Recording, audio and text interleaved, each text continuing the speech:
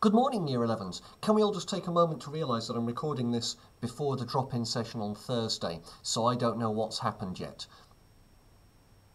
There we go, moment taken. And also, what a week for news this has been. I don't know if you've been keeping track of anything, but there's been a number of huge news stories. Some of them good, some of them not so good. So there's a new president of the United States with an amazing poem being read out. I'm not usually an interest in poets, but do check it out. I'll put the link in the show my homework section.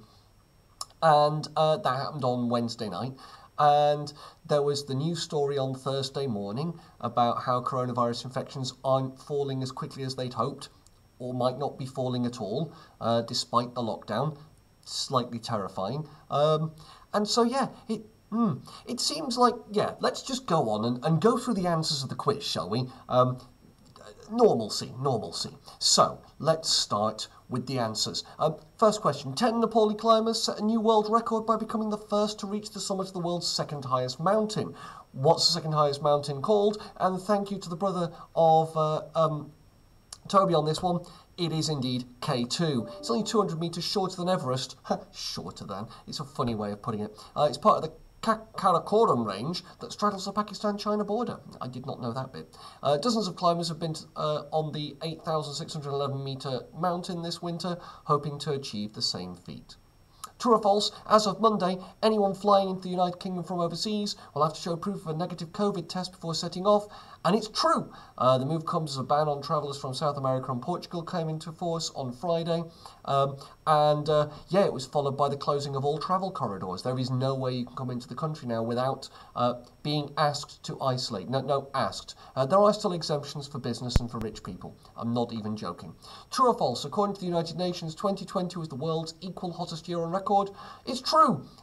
It would have taken it easily if it weren't for the temporary cooling of the Central Pacific Ocean, La Nina, and it shares the title of hottest year ever with 2016. Fitting, I think. Those two are years that are, well, we're going to remember for a while. What's the name of this guy? I actually knew the answer. It's Rooney. Wayne Rooney. He's been involved in the Premier League since he was 16 and he played for Everton. Did he? And Manchester United. I only knew the Manchester United thing. As well as England. He retires as the second highest goal scorer in Premier League history with 208 goals. I have literally no idea who takes the top dog on that one. Maybe you can let me know. In which European country has the government recently resigned? Is it Germany, the Netherlands or Croatia? It's the Netherlands. I knew that, but I forgot why. The Dutch government stepped down after thousands of families were wrongly accused of trial welfare fraud and told to pay money back. The unanimous decision was taken at a cabinet meeting in The Hague. Now, you see, that's good. How often do you find governments willing to take remedial action when something terrible occurs? What sporting event is in jeopardy after several individuals who flew on planes carrying dozens of international competitors tested positive for coronavirus? It was, of course, the Australian Tennis Open. 47 players have been forced into 2 weeks of strict hotel quarantine in Melbourne after 3 COVID-19 infections. Can you imagine? Can you imagine doing that in this country after 3 infections? Goodness, seems so long ago. The Kumbh Mela Festival, where is it? It's India. Hindus bathe in waters at the confluence of the sacred Ganges and Yamuna rivers to cleanse their sins and bring salvation. 15 million people bathed on Tuesday last week. 120 million visitors are expected over 7 weeks, dwarfing last year's Hajj pilgrimage in Saudi Arabia, which drew about 2.4 million. Well, obviously it's going to be lower than expected because, you know, COVID. In which major world city did this accident occur? 'Twas New York. 8 people were injured when a bendy bus half plummeted 15 metres off a bridge. The cause of the dramatic accident is not clear. I love the fact we call it a bendy bus. Which animal is one of the national symbols for Canada? A. It is indeed the beaver. Along with the maple leaf, the beaver is one of Canada's national symbols. I'm assuming the other one is a moose. What is the common name for the aurora borealis that was visible in Scotland?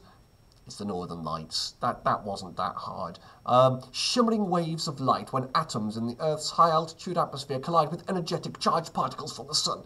And apparently it's very pretty. I've never seen it live. I want to. I also want to see the sun at midnight, but I'm weird. Question 11. You can see that in Norway, in case you're wondering. Which southern Asian country has suffered a volcanic eruption and a devastating earthquake, and in the last week? It was Indonesia. A 6.2 magnitude quake on Friday morning came hours after an earlier smaller tremor. Hundreds of people were injured, thousands displaced. Then Mount Semeru also erupted, pouring ash and smoke in an estimated 5.6 kilometres into the sky above Java, the country's most densely populated island. Wow. It's on the Ring of Fire, going down, down, down to the burning Ring of Fire. There you go, there's a song reference for you. Gherkins! Thank you, Reese, for telling me that gherkins are indeed baby cucumbers taken in their prime and pickled. And now I know. I'm still going to eat them, though. This, of course, is the gherkin. It stands 180 metres tall. It's 30 St Mary Axe, is its official name. It's a commercial skyscraper in London's primary financial district, and it was constructed in 2003. Well, there we go. The Tower of London lost one of its special flock of birds. What type of bird was it? 'Twas a raven. "Ah," said the raven. "Nevermore." Melina, the queen raven, who joined the flock in 2007, had not been seen for several weeks. They usually have 6 at any time, and according to legend, if they ever leave, then both the fortress and the kingdom will fall. There are currently 7 in residence. Who is being blamed for a COVID-19 outbreak that has stopped Switzerland's famous Lauberhorn ski race? It is a British tourist. Because of course it is. Of course it is. The Lauberhorn course is the longest downhill run in the world. Why we're talking about the Lauberhorn, I don't know. A British tourist stayed in a hotel in Wengen over the holiday period, and at least 27 cases are connected to them. Wow. Officials desperately tried to save the race, shutting schools and offering to close off the resort to everyone but the competitors, but it's not good enough when you've got a super spreader there. From Britain. Of course they're from Britain. Of course they came on holiday. Of course they did. Spain suffered its coldest night in over 20 years last week. How cold was it? It was minus 25 degrees centigrade. Well, there we go.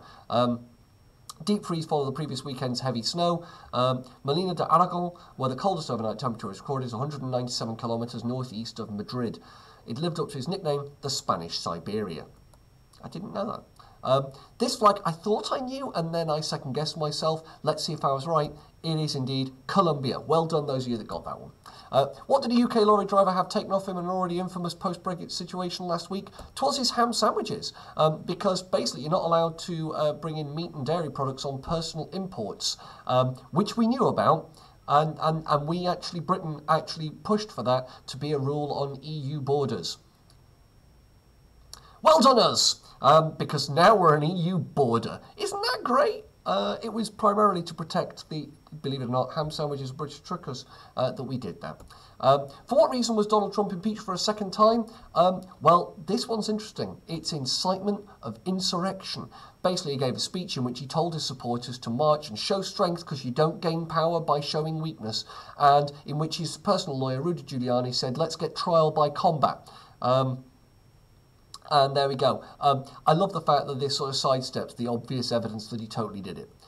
Question 19. In which ocean would you find the island nation of Fiji? I thought I knew this one, was I right? 'Twas the Pacific Ocean. I was right, that's always nice. It won the presidency of the UN Human Rights Council, beating Bahrain and Uzbekistan in a secret ballast. Bahrain, of course, well known for tear gassing and shooting at protesters. Uzbekistan, well known for being a dictatorial regime that regularly locks up political prisoners. So that's good, I guess. This animal has been in the news recently. What's it known as? It's a manatee! Oh, the huge manatee! I love manatees, they're so cute. They've launched an investigation after a manatee was discovered with the word Trump scraped onto algae growing on its skin. Thankfully, officials said the animal does not appear to be seriously injured. I mean, of course, that's just it. Why wouldn't that be a thing?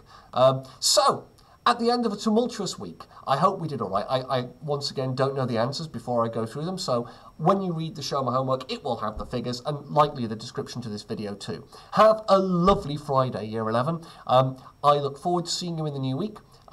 Enjoy your weekend when it rolls around, and yeah, stay safe out there. Look after yourselves. Keep in touch. If there's any problems, let me know. If there's any worries, please get in contact. And thank you, if you have been, for watching.